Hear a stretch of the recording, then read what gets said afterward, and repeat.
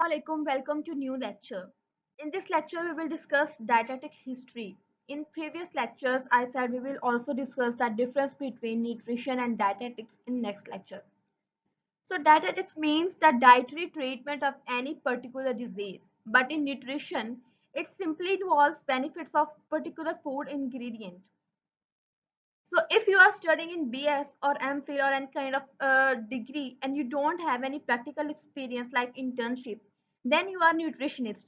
But you have any kind of practical experience like internship or any kind of practical experience in treating disease with diet, then you can call yourself a dietitian.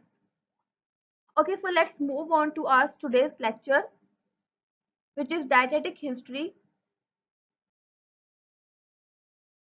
In 400 before Christ, Hippocrates realized that food impacts a person's health. Then discovery of vitamin C. In 1747, a British Navy physician, Dr. James Lind, saw that sailors were developing scurvy. Scurvy is a deadly bleeding disorder. He observed that they only ate non-perishable foods such as bread and meat. Let's experiment fed one group of sailors salt water, one group vinegar, and one group limes. Those given limes did not develop any scurvy, and although vitamin C was not discovered until the 1930s, this experiment changed the way physicians thought about food, creating a market for nutrition careers. And then the use of garlic in treating athletes' food and juice of liver to treat eye diseases. Basically, these were home remedies that people used to do in case of any disease. Like the eating ginger was thought to stimulate the metabolism. Then comes introduction. In 1899, the first time title of dietitian was recorded. The word diet is derived from Latin word dieta, which means mode of life. Later, the dietitian as a profession has been finally defined by American Dietetic Association. Then, origin of dietetics. Later, Hippocrates, the father of medicine, wrote, "Let the food be the medicine be the food." And in his next writing, he also said, "Persons who are naturally very fat are apt to die earlier than those who are slender."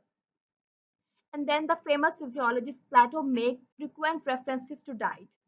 He suggested that therapeutic approach to disease should be made through diet regulations rather than medicines. And he said a moderate and healthy diet consists of cereals, legumes, fruits, milk, honey, and fish. And the dietary patterns he proposed were very similar to Mediterranean diet. Then it comes origin of dietetics. It's the same as we mentioned previously.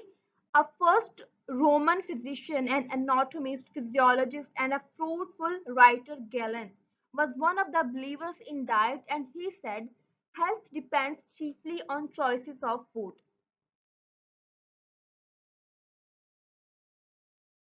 Then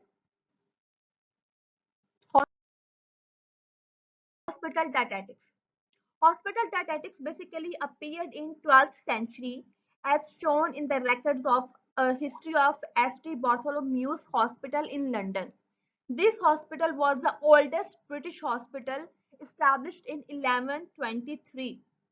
In the Middle Ages and even through the 18th century, hospital diet was based on bread, beef, beef broth, mutton, mutton broth, cheese, butter, milk, rice milk, and water gruel. Four kinds of diet existed at that time in hospitals. The common diet. The common diet was simply the normal diet. Then comes the broth diet.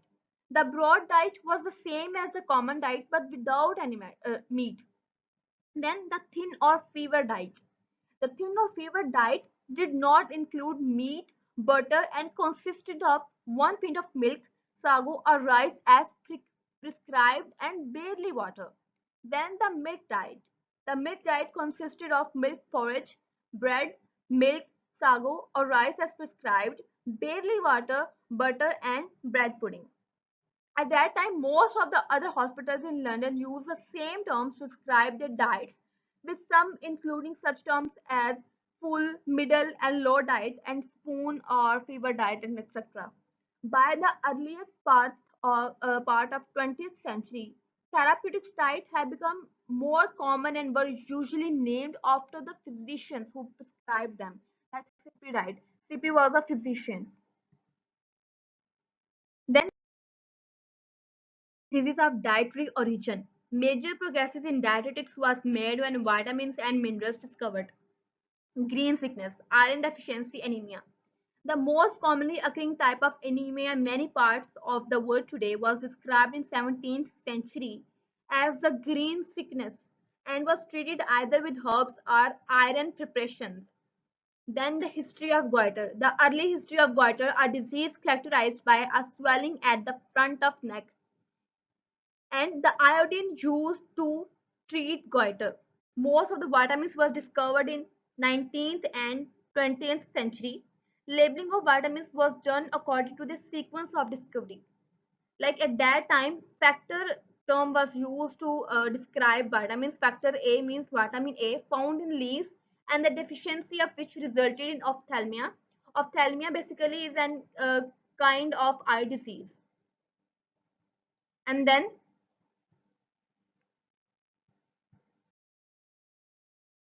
as the anti-beriberi factor. Beriberi basically is a disease which happens due to deficiency of vitamin B1.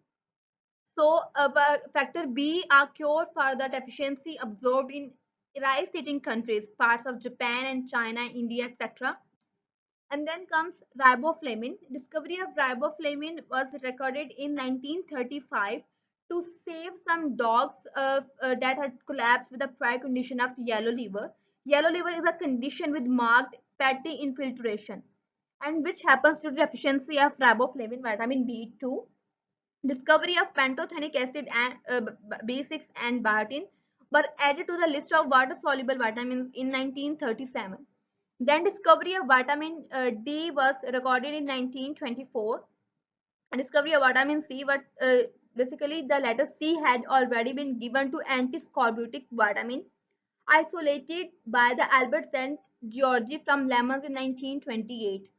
He extracted vitamin C from lemon. Basically, lemon is the citrus food, and then vitamin E, a factor found to prevent a number of clinical conditions, including abortion and various forms of muscular dystrophy, was isolated in 1935 and named vitamin E. Hemorrhaging in cheeks, which was at first thought to be caused by deficiency of vitamin E, was later cured by new fat-soluble vitamins, which is basically vitamin K, recognized as having an essential role in blood coagulation. So basically, there are two kinds of water-soluble vitamins, vitamin B and C, and the other ones are fat-soluble vitamins, vitamin A, D, E, and K. First dietary studies. Lavoisier was the first to propose that a laboring man needed more food than the one at rest. Many researchers of the 19th century, such as Edward Smith and Lyon Playfair, tried to quantify the amount of protein needed by humans. Boyd determined the calorific value of macronutrients. Macronutrients basically are protein, fats, and carbohydrates. Calorific value of protein is 4.1 kilocalories per gram. For fat is 9.3 kilocalories per gram, and carbohydrates is same as proteins, which is 4.1 kilocalories per gram, which for many years were the standard for dietary energy calculations. Sherman also made recommendations for desirable dietary intakes of various kinds of vitamins. Food composition tables are the basics of science of nutrition. Food composition tables are similar to exchange lists. Basically, exchange list composes of different kind of food groups, the calories that food ingredient contains, the mentioned carbohydrates, proteins, and fats. So, food composition table is similar to exchange list, but it's for research purposes. But the exchange list is only limited to clinic, and in 1877 Atwater ran exclusive analysis of foods that led to publication of food composition tables. The table that you are seeing here is basically food composition table. Food enrichment and fortification. The enrichment of certain foods with specific nutrients was another step towards dietary improvement. In the USA in 1924, the State Medical Society of Michigan agreed on using iodized table salt as remedy for iodine deficiency. So iodized table salt basically is preferable rather than using simple salt because iodine deficiency is more common nowadays.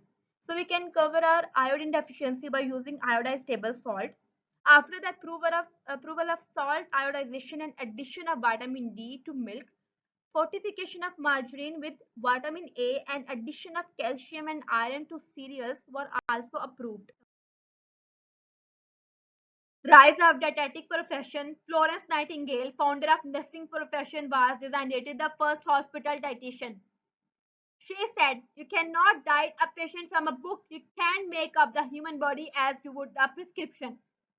Alexis Soyer, a famous chef born in France, was recognized as the first army dietitian and was given credit for the rise of dietetic profession. He taught soldiers how to cook and to make their rations delicious and nutritious.